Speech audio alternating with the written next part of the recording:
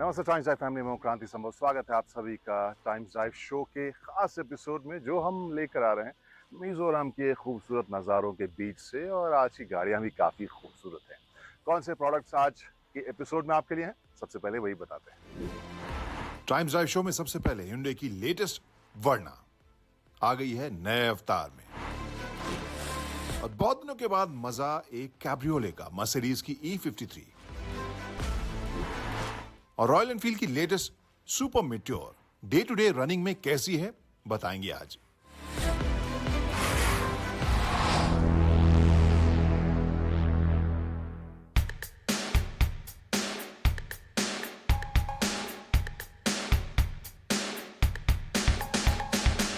Hello everyone, स्वागत है सभी का टाइम्स ड्राइव के इस वीडियो में। मैं अंकुर तनेजा। ये है Hyundai की ऑल न्यू 2023 वर्ना। इसका फाइनली लॉन्च हो गया है।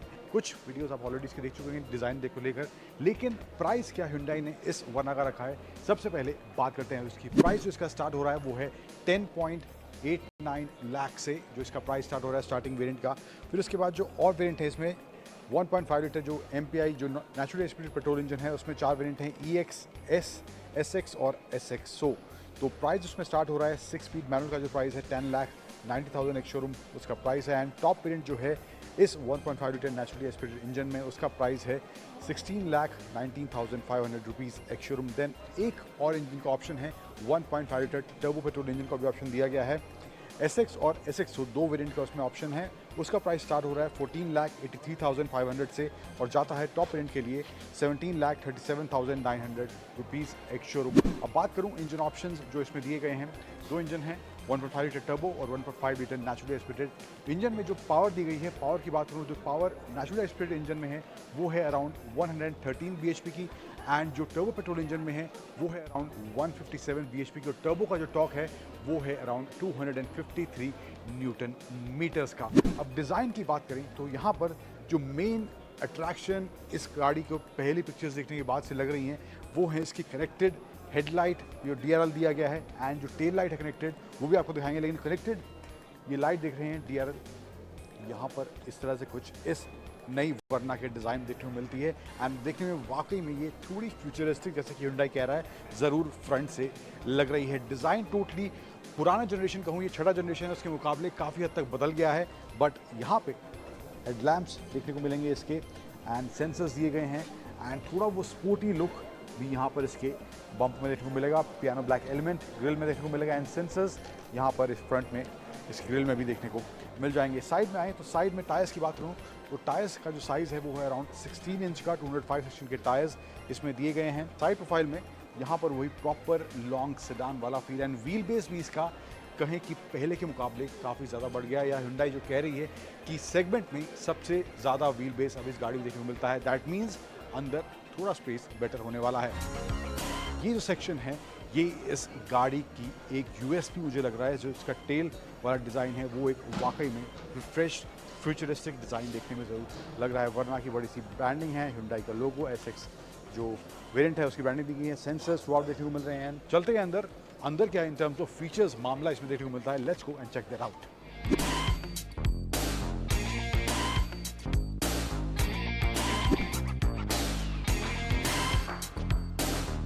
अब बाहर से तो बदलाव काफ़ी कुछ हुआ है, लेकिन अंदर भी मामला काफ़ी ज़्यादा बदला हुआ देखने को मिलता है। सबसे पहले गाड़ी को मैं टर्न ऑन कर लेता हूँ। यहाँ से इसका स्टार्ट स्टॉप बटन जो दिया गया है, सेंटर में जो स्क्रीन दिया गया है इंफोटेनमेंट स्क्रीन, ये 10.25 इंच का स्क्रीन दिया गया है। कनेक्टेड स्क्रीन है, दोनों अलग अलग डिवाइड कर रहे हैं बट एक सिंगल पैनल में दोनों ही स्क्रीन को इंटीग्रेट करा गया है। जो इसका इंस्ट्रूमेंट क्लस्टर और जो इसका इंफोटेनमेंट स्क्रीन यहाँ पर देखने को मिल रहा है। एंड्रॉइड ऑटो, एप्पल कारप्ले वगैरह फीचर्स देखने को मिलते हैं। ब्लू लिंक के साथ इसमें अराउंड 65 कनेक्टेड फीचर्स भी Hyundai वर्ना के साथ दे रही है इस नई वर्ना में। नीचे आएँ तो यहाँ पर AC कंट्रोल्स दिए गए हैं, एंड AC कंट्रोल्स के साथ साथ यहाँ पर इसमें ये मल्टी फंक्शनल Hyundai कह रही है कि ये क्लस्टर दिया गया है यहाँ पे कंट्रोल का, और इससे आप AC कंट्रोल्स भी कर सकते हैं और जो ट्रैक वगैरह है वो भी इससे आप चेंज कर सकते हैं। एंड डिजिटल यहाँ पे डिस्प्ले इसमें देखने को मिल रहा है। इसके अलावा नीचे USB-C चार्जिंग पॉइंट, 12 वोल्ट का socket, USB-A charging point, ventilated और हीटेड सीट्स का ऑप्शन भी अब इस Hyundai वर्ना में, स्पेशली ये जो फीचर्स मैं बता रहा हूँ टॉप एंड में होने वाले हैं, बट ये option in terms of features यहाँ देखने को मिल रहा है। वायरलेस चार्जिंग है, ड्राइव मोड का भी ऑप्शन है, नॉर्मल, इको, स्पोर्ट, 3 मोड का ऑप्शन देखने को मिलेगा। सीट कलर्स की बात करूं तो यहाँ पर कॉम्बिनेशन ब्लैक और बेज में है, जबकि जो टर्बो वाला वेरिएंट है उसमें थ्रू आउट ब्लैक इंटीरियर और रेड स्टिचिंग वाला मामला, जैसे कि एनलाइन के वेरिएंट्स में देखने को मिला था। तो वो एक ऑप्शन भी ड्यूअल टोन वेरिएंट के साथ Hyundai उस टर्बो वेरिएंट में दे रही है।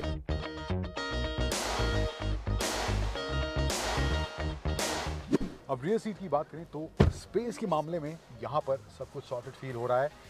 Thigh support, head room, leg room ample यहाँ देखने को मिल रहा है। Arm rest with 2 cup holders, rear AC vents, USB-C charging point and there is some space to keep phone और समथिंग। एंड बेज में यहाँ पे ये सीट्स इसकी देखने को मिल रही हैं। इस ब्लैक और बेज कॉम्बिनेशन में भी सीट्स हैं एंड इसके साथ साथ रेड स्टिचिंग और ऑल ब्लैक इंटीरियर वाला भी कॉम्बिनेशन देखने को मिलता है। एंड ओवरऑल मामला यहाँ सेकंड रो में सॉर्टेड फील हो रहा है। बूट स्पेस कितना है वो भी मैं आपको दिखाता हूँ।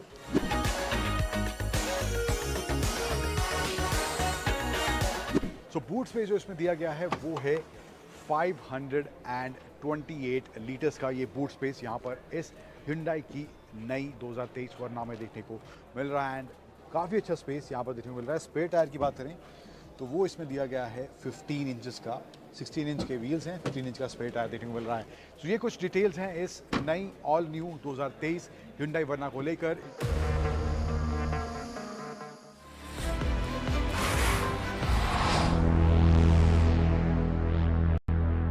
Watch me radiate, gravitate towards wealth, keep my people in orbit. Just bought my mama a house from these llama तो cords. एक मर्सिडीज है, AMG है, ऊपर से कैब्रियोले है और इन सब के अलावा इन सब के ऊपर 1.3 करोड़ की एक शोरूम प्राइस भी है। तो जाहिर सी बात है लिस्ट ऑफ फीचर्स में एक्सक्लूसिव और इंप्रेसिव फीचर्स काफी होंगे। तो ये वीडियो है दरअसल उसी के बारे में। लेकिन वहां पर जाने से पहले 2 ऐसे एलिमेंट जो इसे काफी खास बनाते हैं सबसे पहले आपको बताते हैं। एक तो ऑब्वियसली इसका टॉप, एक बटन दबाइए और छत खुल जाती है, बंद हो जाती है और ये 20 सेकंड में 50 तक की स्पीड पर आप कर सकते हैं। और ये हमने एक बार नहीं बल्कि कई बार टेस्ट करके देखा। दूसरा इंप्रेसिव एस्पेक्ट इस कार का ड्राइव और परफॉर्मेंस है, जहां पर कंफर्ट मोड में ये काफी कंफर्टेबल आपको कार लगती है और अंदाजा नहीं लगता है कि इसे कंफर्ट से स्पोर्ट मोड में डालने पर इसकी पर्सनैलिटी बिल्कुल बदल जाती है। AMG E कैब्रियोले में ताकत लगभग 450 हॉर्स पावर की आपको मिलती है और इसका प्रदर्शन आप बहुत ही लीनियर तरीके से महसूस कर सकते हैं, यानी बहुत ही स्मूथ इसकी ड्राइव है और एक्सेलरेशन आपको ताबड़तोड़ मिलता है। 4 व्हील ड्राइव ऑप्शन और एयर सस्पेंशन इसकी ड्राइव को ज्यादा सटीक और कंफर्टेबल बनाता है। जिस कीमत की ये कार है, जिस सेगमेंट की कार है, उस हिसाब से इसकी ग्राउंड क्लियरेंस आपको निराश नहीं करेगी। कहने का मतलब यह है कि एक आम ड्राइविंग कंडीशन में इसका प्रदर्शन आपको कंफर्टेबल रहेगा, लेकिन इसे अगर आप तेज तर्रार ट्रैक के ऊपर लेके जाना चाहें तो वहां पे भी आपको निराश नहीं करेगी। ये बात अलग है कि टिपिकल AMG स्पोर्ट्स कार की तरह शायद बिहेव ना करे, लेकिन जिस तरह के स्किल लेवल हम आमतौर पर देखते हैं वहां पर इसके पोटेंशियल का पूरी तरह से आप मजा उठा सकते हैं। तो एक बहुत ही इंटरेस्टिंग प्रैक्टिकलिटी और परफॉर्मेंस के बीच में बैलेंस देखने को मिलता है मर्सिडीज AMG E कैब्रियोले में। AMG वर्जन जो होता है मर्सिडीज का, वहाँ पे जो रेगुलर क्लास की गाड़ियाँ होती हैं उसी को ज़्यादा परफॉर्मेंस ओरिएंटेड कंपनी बनाती है और उसमें आपको AMG की ब्रांडिंग देखने को मिलती है, जो इस फेस के साथ स्पेशली आप समझ सकते हैं। यहाँ पर AMG की ब्रांडिंग भी है, एक बड़ा आपको प्रोमिनेंट मर्सिडीज का लोगो भी मिल रहा है और इसके अलावा एक कॉम्पैक्ट सा आपको हेडलैम्प का डिज़ाइन भी देखने को मिल रहा है। कार थोड़ी सी लो आपको नज़र आती है और केवल कॉस्मेटिक नहीं, परफॉर्मेंस के हिसाब से भी AMG गाड़ियाँ थोड़ी अलग होती हैं। अगर मैं डिफरेंस की बात करूं, जो रेगुलर E क्लास है उससे लगभग 250 mm ये छोटी है। इसके अलावा सेकेंड रो में अगर हम देखें तो यहाँ पर जगह आपको रेगुलर E क्लास से कम देखने को मिलती है। छोटे बच्चों के लिए जगह ये ठीक होगी और इसके अलावा जैसा कि हमने बताया इसका टॉप जो है वो सॉफ्ट है। लेकिन असल जो इंथुजियास्ट को एक्साइट करने वाला एस्पेक्ट होता है AMG का, जब भी जिक्र होता है वहाँ पर आपको याद होगा 43, 53, 63 स्टेप से आप नॉमेनक्लेचर देखते हैं तो उस वक्त इंजन का जो साइज़ है वो वैसा लगता था, चाहे वो 4.2, 4.3, 4.25 लीटर का इंजन हो, 5.5 लीटर का इंजन हो, 6.25 लीटर का इंजन हो, तो बड़े बड़े इंजन इसमें लगाए जाते थे। क्यों? क्योंकि AMG गाड़ियाँ फास्ट और परफॉर्मेंस ओरिएंटेड होती थी। इस वाले की बात करें तो यहाँ पर 3 लीटर का इंजन लगा हुआ है जिसकी ताकत आपको लगभग 450 bhp की मिलेगी और टॉर्क जो है वो लगभग 750 770 न्यूटन मीटर के आसपास मिलेगा। उसमें जो इंजन है 3 लीटर का उसका तो रोल है ही, साथ में इसको मदद मिलती है 48 वोल्ट जो लिथियम आयन बैटरी है उससे भी जो बूस्ट मिलता है। उसके बाद ये फिगर आपको देखने को मिलता है।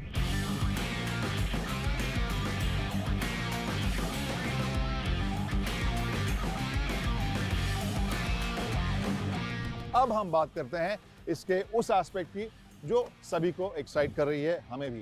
तो यहाँ पर मैं बैठ रहा हूँ और बैठने के बाद इसके रूफ को बंद करता हूँ और देखते हैं कि कितने जल्दी ये रूफ बंद होता है। और उसके बाद बात करेंगे कि किस तरह से यूनिक इसमें फीचर्स हैं जो इस किसी भी कैब्रियोले में होते हों शायद, लेकिन इसमें और भी ज़्यादा एक्सक्लूसिव है। तो पहले मैंने इस बटन को अब दबाया है। ओके, तो ये शीशे जो हैं जो मैंने ऊपर किए हुए थे हल्के से नीचे हुए हैं। अब पिछले हिस्से में आप कैमरा जब मूव करेगा तो आप देखिएगा पिछला हिस्सा इसका बूट खुल गया है, वहाँ से आपका रूफ निकलता हुआ नज़र आ रहा है और ये सॉफ्ट टॉप जो है ऊपर आके चिपक गई है। जो पीछे आप बूट खुला था वो बंद हो गया है, पीछे जो वाइज़र है वो भी बंद हो गया है और इसके बाद अब कार पूरी तरह से पैक हो गई है, लॉक हो गई है। और आप ऑडियो में जो डिफरेंस है वो भी समझ सकते हैं। आप जब कैब्रियोले में जा रहे हैं तो आप खुली हुई कार में जाना पसंद करेंगे, फिर क्या होगा, तो एक ही बटन से आप चारों जो खिड़कियां हैं उसे आप खोल सकते हैं। जी हाँ, एक ही बटन से चारों खिड़कियां खुल जाएंगे, क्योंकि खुलेपन की फील होनी चाहिए, विंड इन द एयर वाली फील होनी चाहिए। तो एक बटन दबाइए और ये चारों जो विंडोज हैं वो आपको नीचे होते नजर आएंगे। है ना कूल चीज।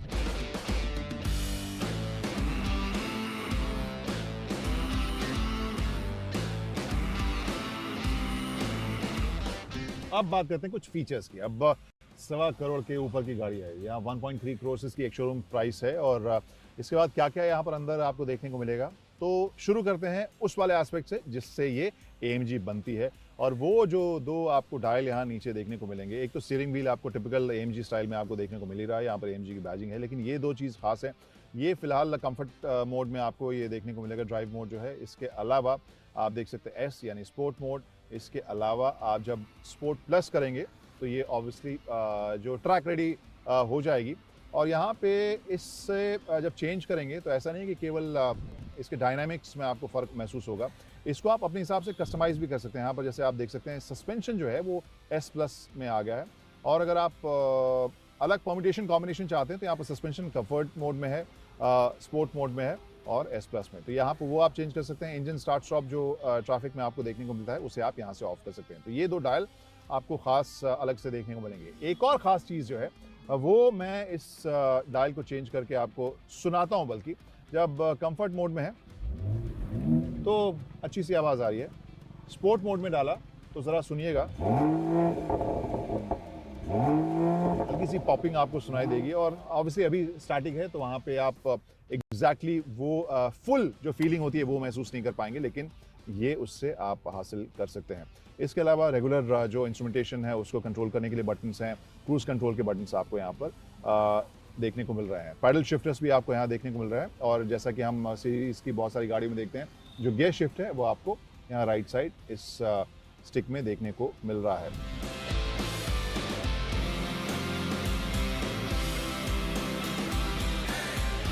तो गाइस आखिर में वही बिंदु का विश्राम करती है। आई गेस जो कैब्रियोले AMG से आपकी उम्मीद होती है वो सब ये पूरा करती है, उसमें थोड़ा सा एक्स्ट्रा भी देती है।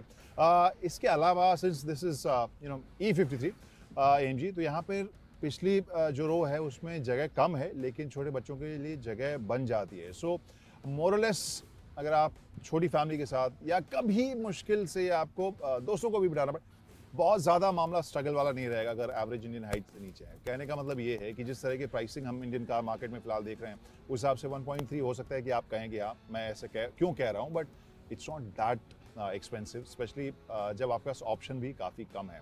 एक सॉलिड प्रोडक्ट है, फीचर्स से लोडेड, और जिस तरह की उम्मीद आप इस तरह की गाड़ी से करेंगे मोरलेस इट डज दैट। सो पैसे हैं ले आइए।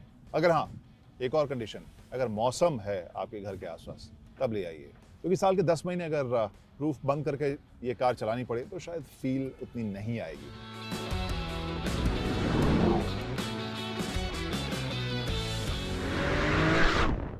तो अभी तक जो टेस्ट राइड्स आपने देखे हैं उन रिव्यूज के बारे में आपकी क्या राय है, या फिर कोई सवाल है तो वो भी आप हम तक जरूर पहुंचा सकते हैं।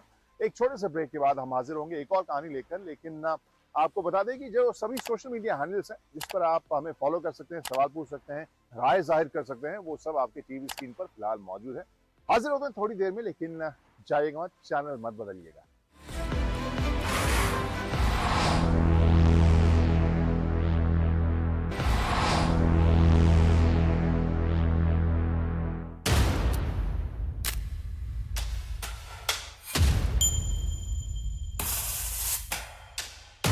नमस्ते टाइम्स लाइव फैमिली में हूं क्रांति समर। स्वागत है आप सभी का एक लेटेस्ट वीडियो में, जिसमें एक नई थोड़ी सी पुरानी बाइक हम आपके लेकर आए हैं। नई इस वजह से क्योंकि है एक्चुअली ये बिल्कुल नई रॉयल एनफील्ड लेकर आई है सुपर मीटियोर 650।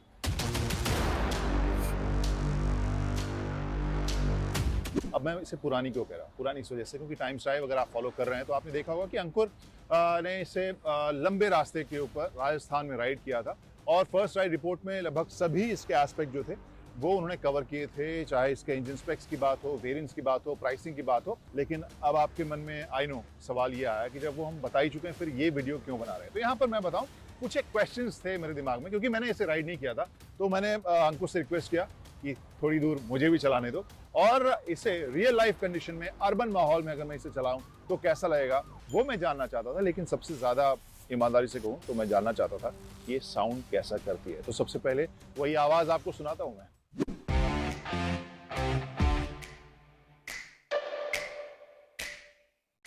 तो अपने पहले सवाल का जवाब ढूंढने के लिए करता हूँ इस सुपर मीटियोर 650 को स्टार्ट, और इसकी आवाज़ जो है नज़दीक से सुनते हैं।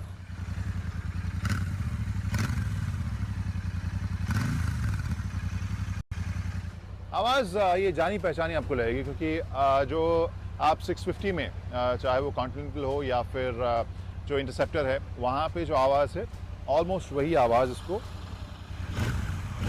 मुझे बिल्कुल वैसी आवाज़ लग रही है। तो उसमें बहुत ज़्यादा अलग, क्योंकि हंटर में मुझे आवाज़ बहुत ही अलग लगी थी, मुझे काफ़ी पसंद आई थी। ये वही फैमिलियर आवाज़ है जो हमने इसके 650 में देखा है। एक बार फिर से ओके। तो अब मैं इस इंजन को ज़्यादा टॉर्चर नहीं करूंगा, आवाज़ हमने सुन ली है। अब बढ़ते हैं अगले सवाल की तरफ।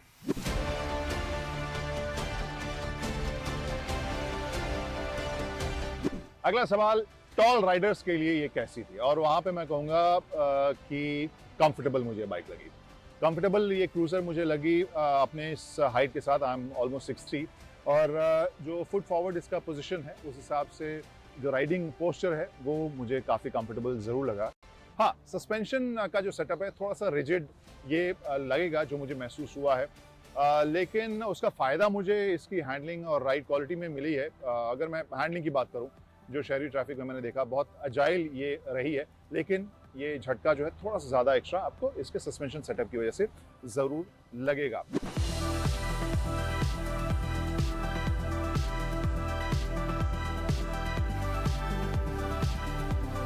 एक और सवाल कि ग्राउंड क्लियरेंस एनफ है या नहीं, और मैंने इसे सोलो राइड किया मेरे वजन के साथ। इसने 99% जो रास्ते हैं वहाँ पे एक भी शिकायत नहीं की। नेक्स्ट क्वेश्चन, शहरी माहौल में इसकी राइड कैसी रही?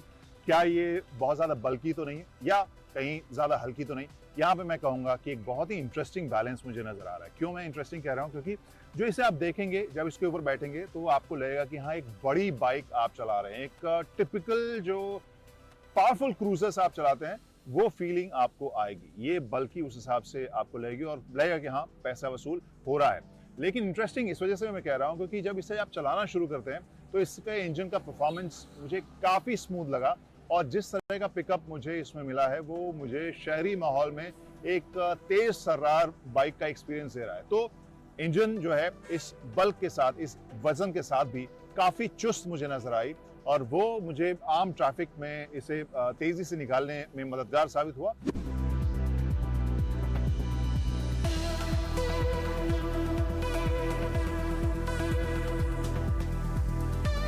तो आखिर में यह सवाल कि सुपर मीटियोर 650 खरीदी जाए या नहीं, मुझसे अगर आप पूछें तो थोड़ा ज़्यादा होगा, क्योंकि मैं एक वक्त में क्रूज़र काफ़ी पसंद थे, अब उतने मज़ेदार नहीं लग रहे हैं। अलग-अलग राइडिंग जो माहौल है, जो सड़कें हैं, सरफेस के हिसाब से अब चेंज मेरा मूड थोड़ा हो गया है। लेकिन मुझे लगा कि सुपर मीटियोर एक अच्छा कॉम्बिनेशन उन कस्टमर्स के लिए होगी जिन्हें एक लेड बैक क्रूज़र चाहिए, जो एक तरह से डुअल पर्पस भी हो। रोज़ाना की राइड भी वो कर सकें और लंबी दूरी पर भी लेके जा सकें। जो शहरी माहौल है, वहाँ पर मुझे क्विक लगी, अजाइल लगी। इसको हैंडल करना अगर वज़न के हिसाब से भी कहें तो मुश्किल मुझे नहीं लगा और इंजन का परफॉर्मेंस मुझे अच्छा लगा। वहीं लंबी दूरी पर आप लेके जा रहे हैं तो भी आपको ये काफ़ी मज़ेदार बाइक लगेगी, पोटेंट बाइक लगेगी। तो यहाँ पर आपको ताकत की कमी महसूस नहीं होगी जब आप लंबी सड़कों के ऊपर लेके जाएँ। हाँ, मेरे हिसाब से एक बड़ा फैक्टर ये ज़रूर हो सकता है कि आपको देखना होगा कि वो नई वाली जो लेटेस्ट एक्सप्रेसवे बनी है या अच्छे-अच्छे हाईवेज़ बने हैं, वहाँ आप जा रहे हैं या फिर ऐसे रास्तों के ऊपर जा रहे हैं जहाँ पर मामला थोड़ा टूटा-फूटा हो सकता है। तो वहाँ मुझे लगता है कि जो बेहतर सड़कें हों, वहाँ पर इस बाइक को चलाने का असली मज़ा आएगा, तो आप चुनाव कर सकते हैं। लेकिन मैं कहूँगा कि डील ब्रेकर शायद नहीं है।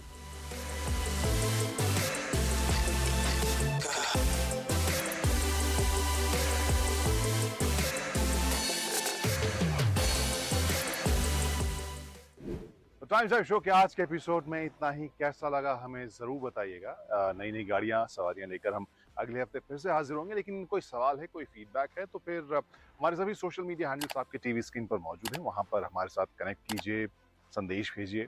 हमें भी इंतज़ार रहता है आप क्या सोच रहे हैं शो के बारे में, और अगले हफ्ते का इंतज़ार भी कीजिए। और तब तक के लिए बाय-बाय, ड्राइव सेफली।